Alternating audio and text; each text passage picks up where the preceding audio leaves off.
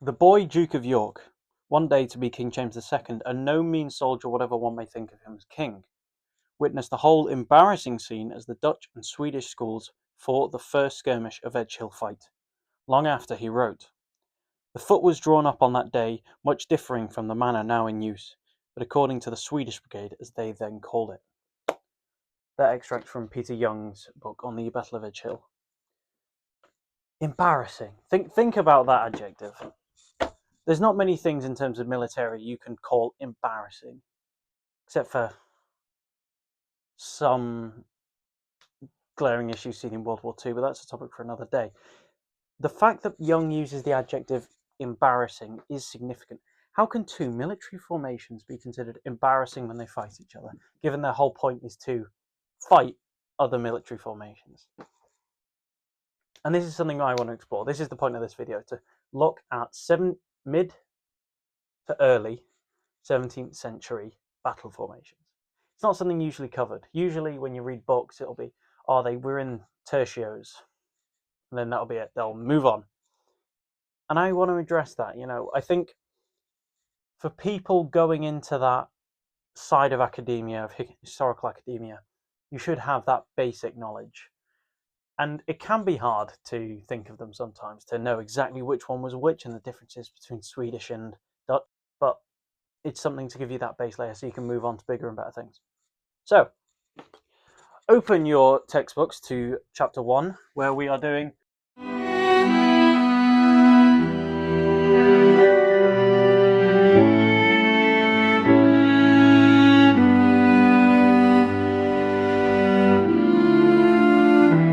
there we go.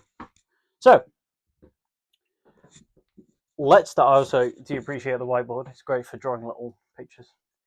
So, let's start off with the oldest tactic, the Spanish tercio, or tercio if you want to be that person. The Spanish tercio was used extensively throughout the 16th and 17th centuries in the Spanish armies. Obviously, that also spread to other Habsburg armies and obviously other nations, so the French, the Dutch, the Danes, the Swedish, the English, the Irish. And it's a very medieval sort of formation, very Renaissance at least.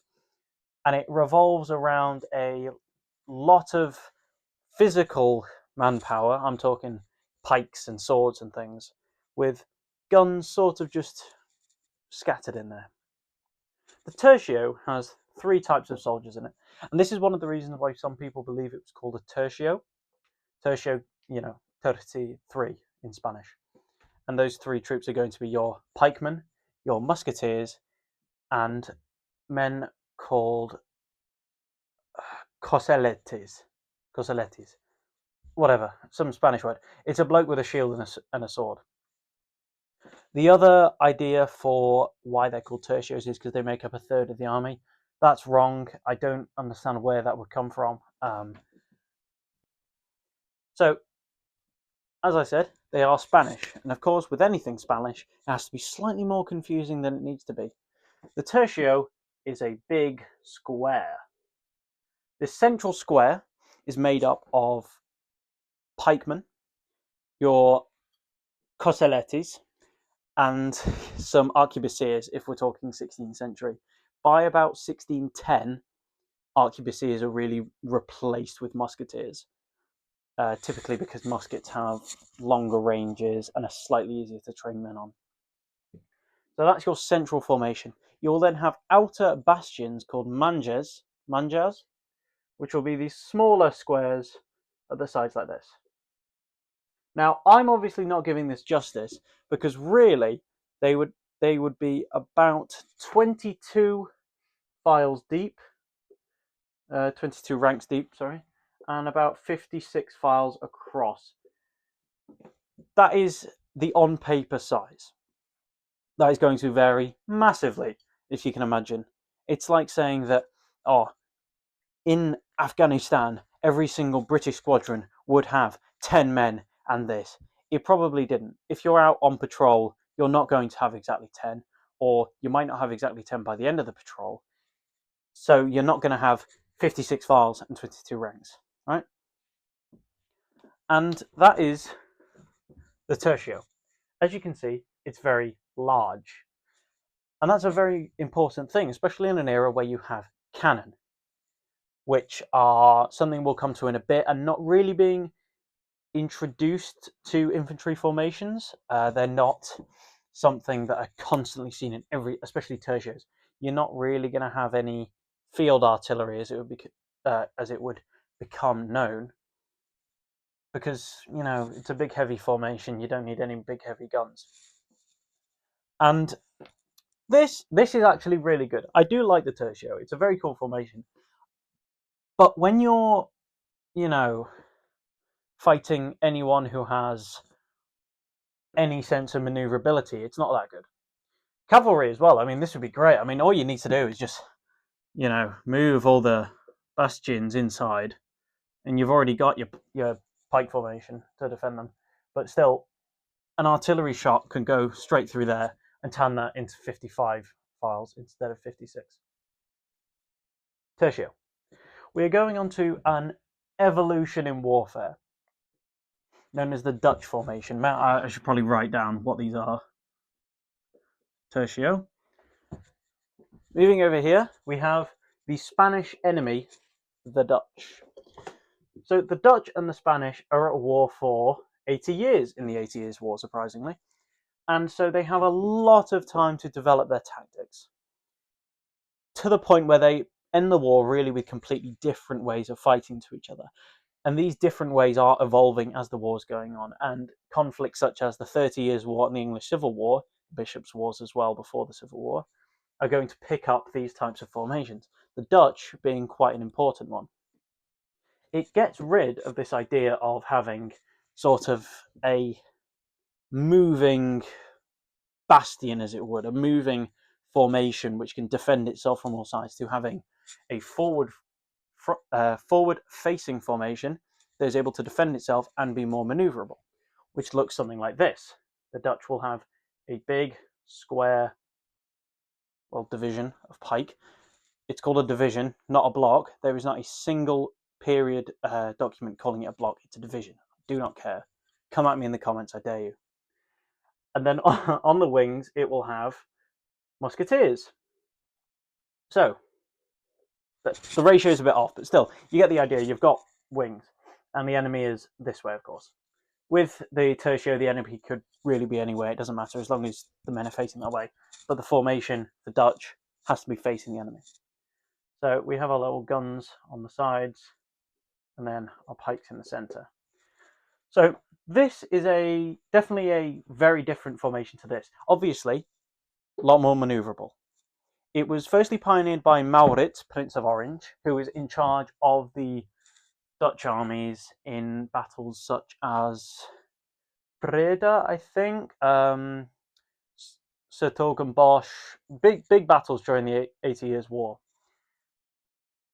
And it was a very good formation. It was different. It was a lot smaller than a tertio. You would get a lot less men in this than you would in this. However, that's not necessarily a bad thing, because you've got so much more maneuverability with that. That you could probably march at a very slow pace over ground. Any uneven ground, this thing's getting dispersed. That's going to take time to reform. When you're getting shot at, that time to reform is wasted time.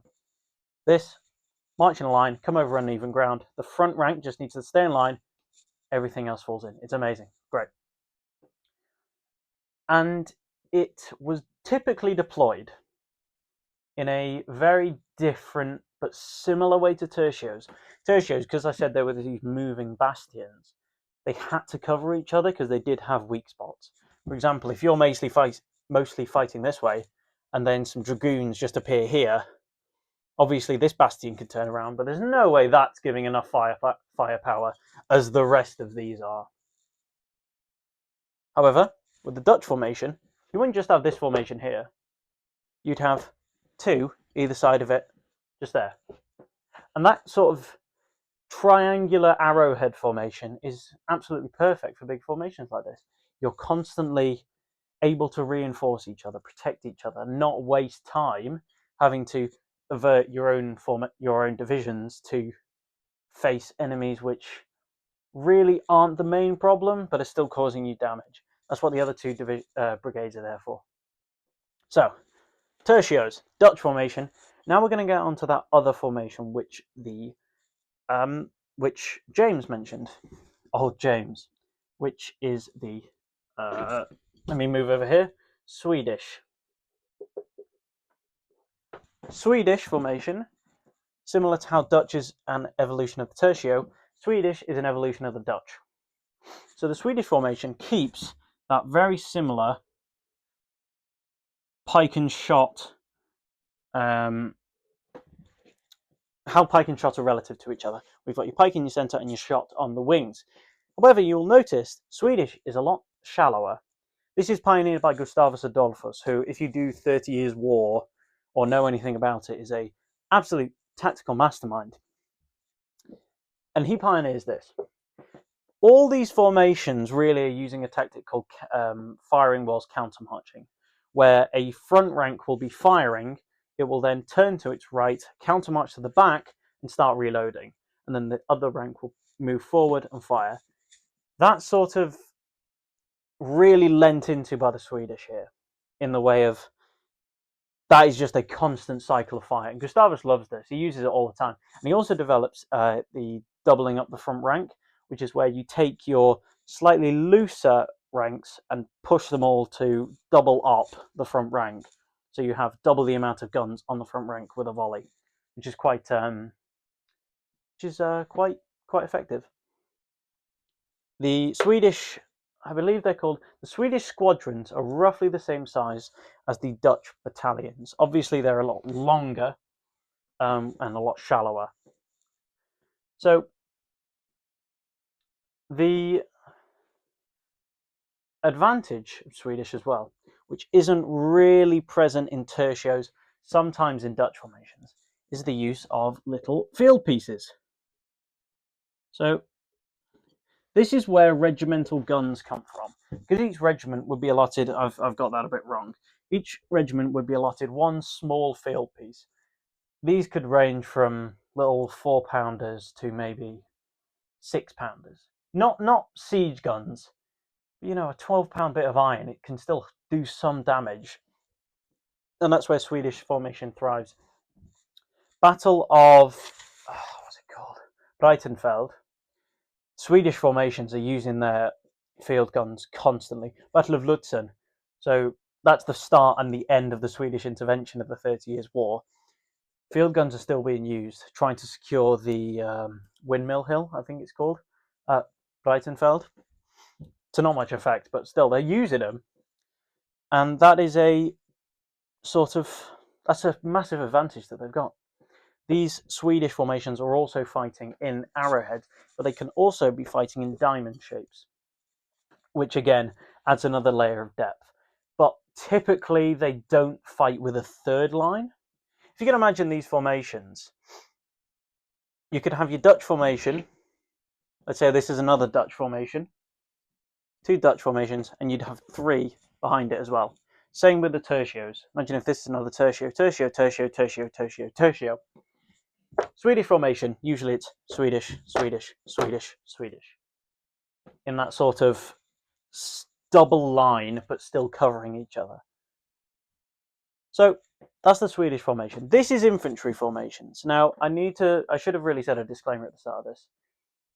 17th century tactics and doctrine are debated, to say the least. We don't really have the most accurate sources of information, even for the individual instruction of arms. Robert de Guigne's manual is probably the best that we've got, and that's a peacetime manual. It's not the best, but it's the closest we've got.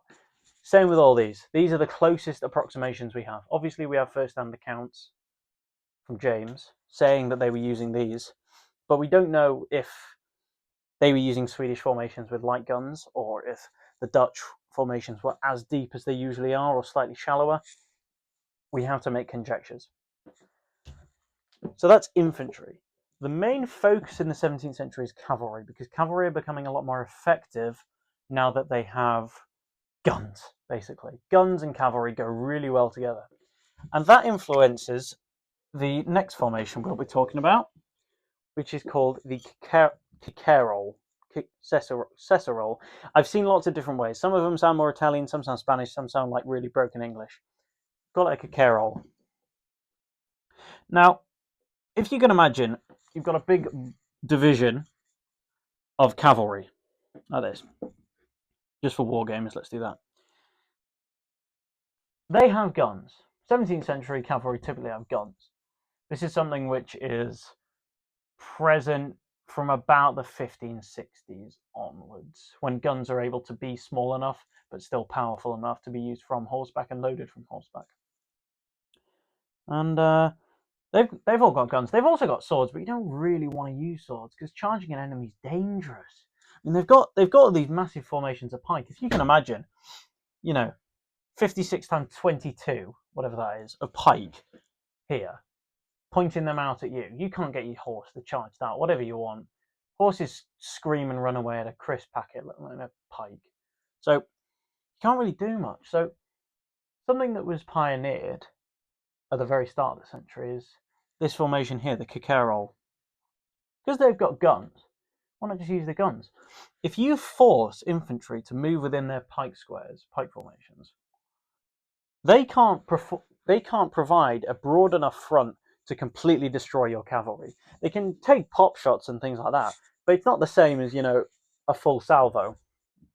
So you ride up, your front rank, what they'll do is they'll fire, they'll go bang, like that. They will then ride to the back of the formation. The second rank will then step up and fire. It's very similar to the counter-marching of the infantry, but you're on a horse. You're constantly putting lead into that formation and damaging them.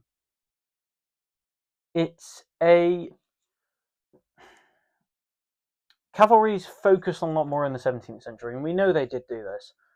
However, it depends on how exactly they were trained to do it and how they do it in different situations and things like that.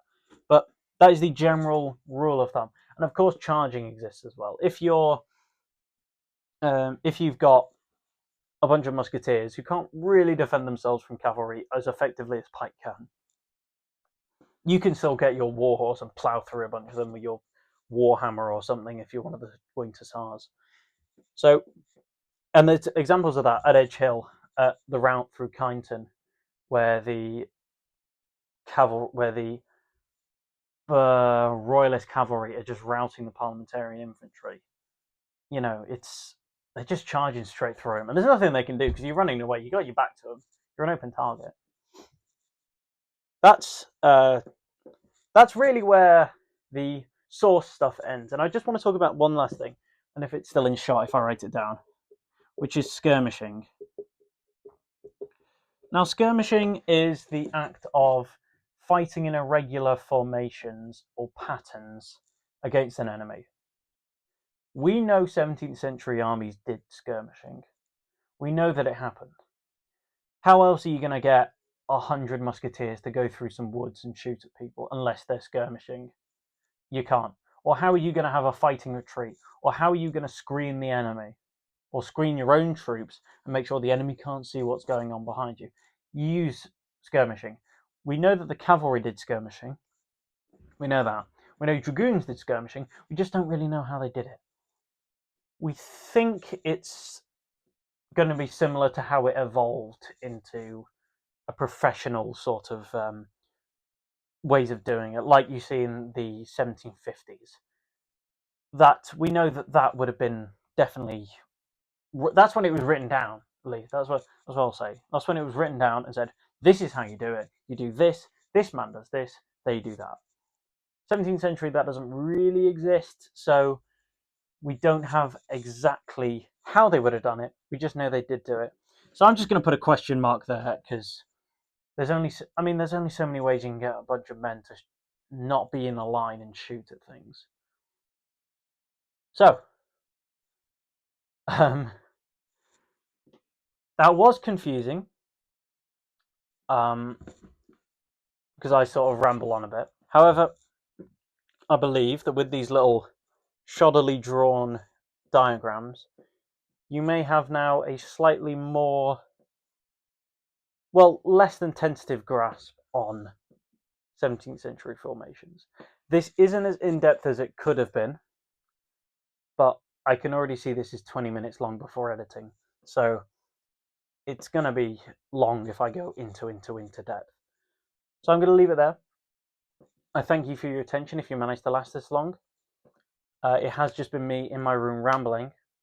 However, I believe that this could be quite a useful resource to someone who's getting into the 17th century, someone who doesn't really know how things exactly are working, and this should do with giving them a little boost and helping them along. So, thank you for watching. Thank you for your attentiveness. Like I said in my introductory video, if you've got any ideas, anything you want to do, then put it in the comments down below. I'll cover it.